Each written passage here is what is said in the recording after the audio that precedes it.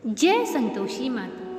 संतोषी माता की कथा एक पवित्र और महत्वपूर्ण कथा है जो देवी संतोषी की महिमा और उनके महत्व को दर्शाती है। संतोषी माता की कथा में बताया गया है कि एक गरीब ब्राह्मण परिवार में एक महिला रहती थी जो संतोषी माता की भक्त थी। वह प्रतिदिन संतोषी माता की पूजा करती थी और उनकी कृपा से उनके जीवन में सुख और समृद्धि आई।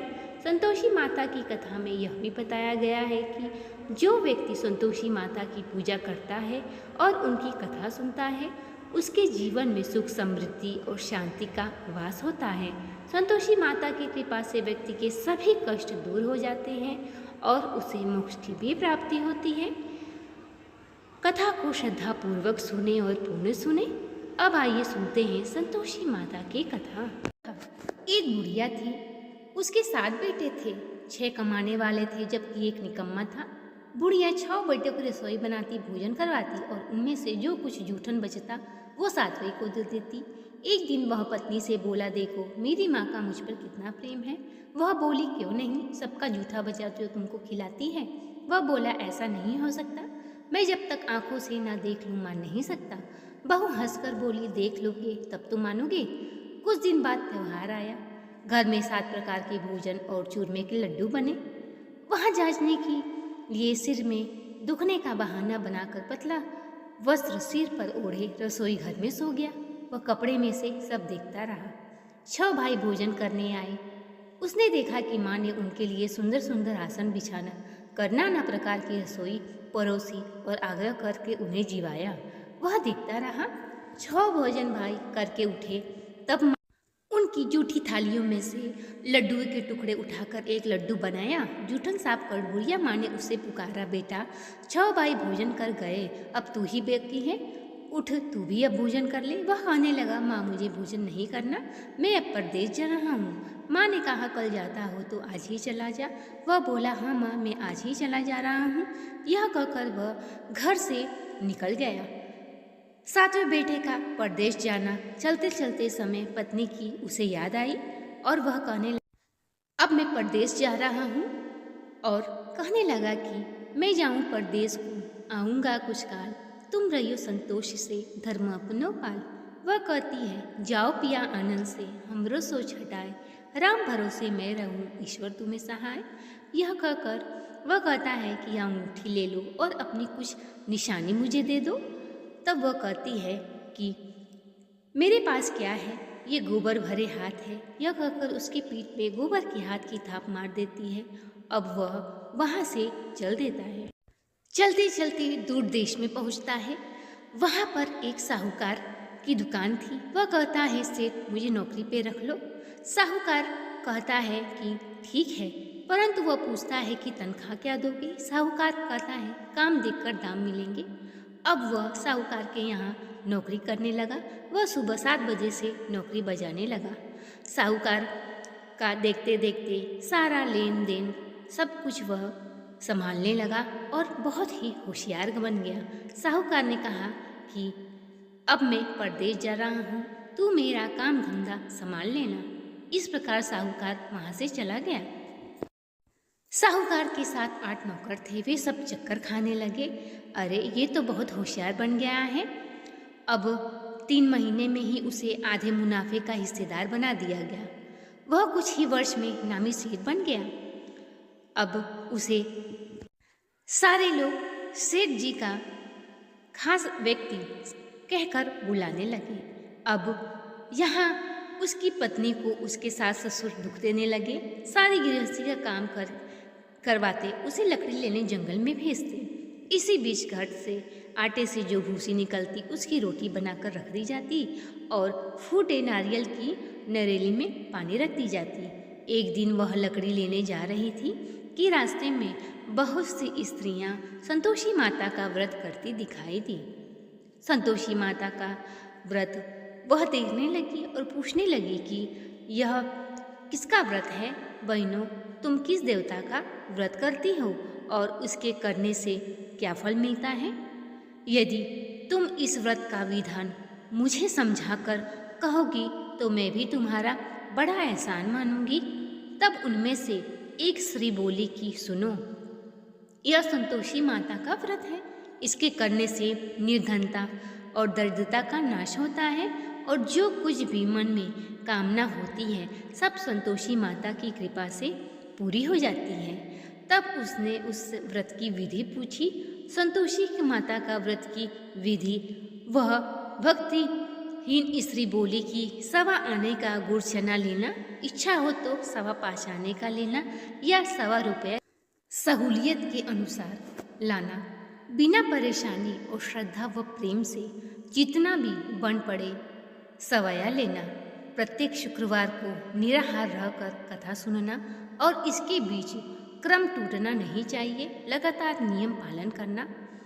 सुनने वाला कोई भी न मिले तो घी का दीपक जलाकर उसके आगे जल के पात्र को सामने रखकर कथा कहना।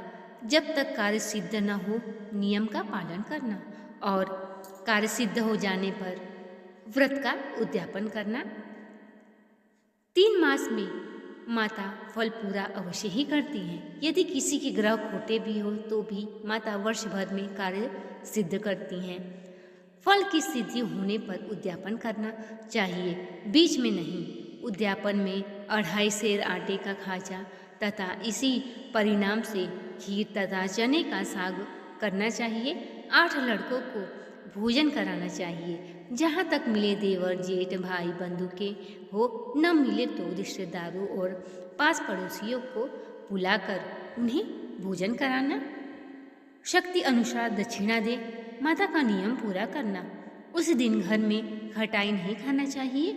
यह सुन बुढ़िया के लड़के की बहू चल मन में उसने माता संतोषी का व्रत करने का प्रण लिया।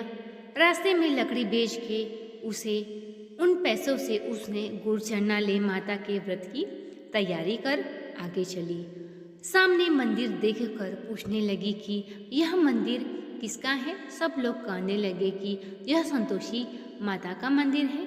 यह सुनकर माता के मंदिर में जाकर चरणों में लौटने लगी। दीन हूँ विनती करने लगी, माँ मैं निपट मूर्ख अज्ञानी हूँ, व्रत के कुछ भी नियम नहीं मैं जानती, मैं दुखी हूँ। हे माता जगत जननी मेरा दुख दूर कर। माता को दया आ गई। एक शुक्रवार बीता कि दूसरे को ही उसके पति का पत्र आया और तीसरे को शुक्रवार को उसका भेजा हुआ पैसा आ पहुँचा। अब तो जेठ जेठानी उसे ताने देखने लगे और बोलने लगे कि अब तो इसके पास पत्र आने लगा, रुपया आने लगा, अब तो इसकी खातिर बढ़ेगी। और यह बेचारी सरलता से कहती है कि भैया कागज आवे रुपया आवे, इन सब से मुझे क्या काम है। ऐसा कहकर आँखों में आंसू भरकर संतोषी माता के मंदिर में जाकर कहने लगी, हे मातेश्वरी मुझे पैसे और रुपए से क्या काम है, मुझे तो अपने सुहाग से काम है, मुझे तो अपने पति के दर्शन करने हैं।